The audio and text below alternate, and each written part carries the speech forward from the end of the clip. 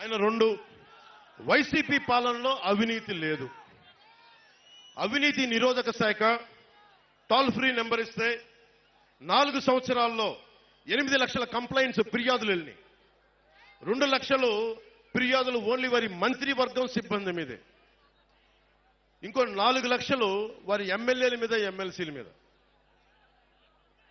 వీళ్ళందరూ అంట పాపం కూర్చోబెట్టి అవినీతి లేదంటే వీళ్ళు ఎవరి దగ్గర డబ్బులుండవు, ఎవరి దగ్గర అవినీతి లేదు.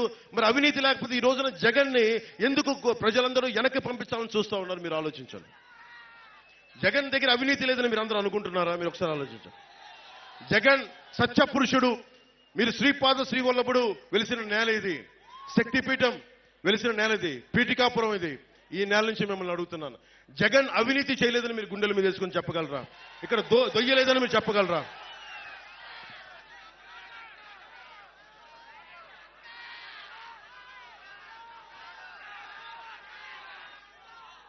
జగన్ పాలనలో 219 దేవాలయాలని అపవిత్రం చేశారు, ఛిద్రం చేశారు.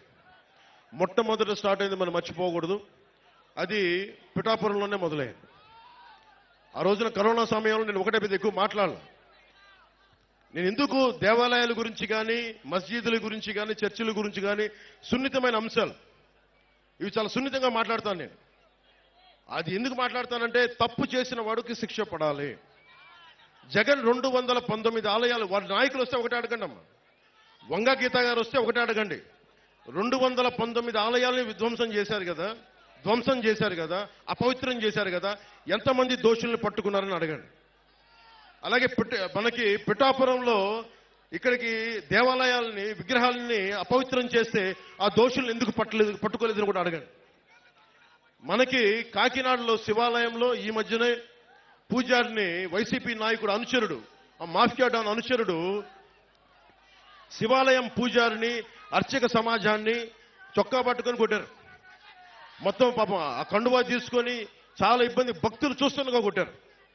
భీమవరంలో యజ్ఞోపవీతం తెంపేశారు. అంత అహంకారులు వీళ్ళు. పెత్తందారి అహంకారం అంటే ఇది పెత్తందారి అహంకారం. యజ్ఞోపవీతాన్ని తెంపేసే అహంకారులు వీళ్ళు పెత్తందారులు. ఎంత మతం, తలకి మతం ఎక్కకపోతే తప్ప ఇలాంటి పిచ్చి పనులు చేయరు వీళ్ళు. వీళ్ళ గద్దె దించాల్సిన సమయం ఆసనమే.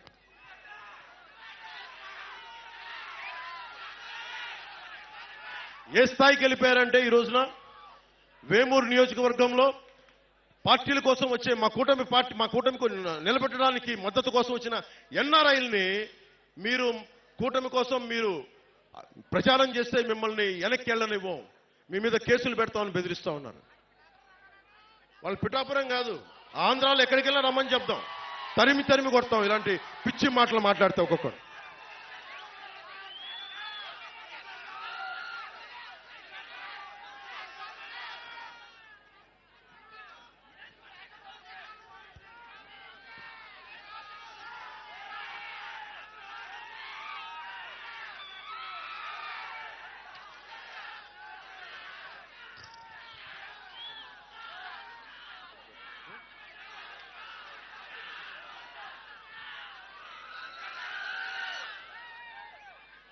మీరు యువతకు ప్రత్యేకించి నేను వినవించుకుంటా ఉన్నా.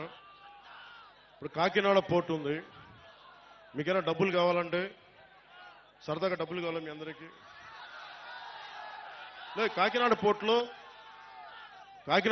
పాపం మనకి అరవిందో సంస్థ ఫ్యాక్టరీ 2 వాళ్ళయే, కాకినాడ పోర్టులు 2 వాళ్ళయే. ఒక కంపెనీకి ఒకటే ఇవ్వాలి, కానీ పాపం రూల్స్ తుంగలో తొక్కి 2 పోర్టులు వాళ్ళకే ఇచ్చారు. అక్కడి నుంచే అదే చెప్తున్నా, మాఫియా డాన్ గురించి మాట్లాడుతున్నా. మాఫియా డాన్ గురించి మనం గెలిచిన తర్వాత మాఫియా డాన్ ఇక్కడికి రమ్మని చెప్పి నేను మాట్లాడతాను. మాఫియా డాన్ని పిఠాపురంలో అడుగు పెట్టమని చెప్పి నేను వచ్చిన తర్వాత. పిఠాపురంకి రా. మాఫియా డాన్లు బెదిరింపులకి బాబు మీలాంటి వాళ్ళు చాలా మంది చూసే వచ్చాడు పవన్ కళ్యాణ్. చాలా మంది మీ తాటాకులు చప్పులకి అస్సలు బెదిరే వ్యక్తిని కాదు, తోలు తీసి కింద కూర్చోబెడతాను మధ్యలో.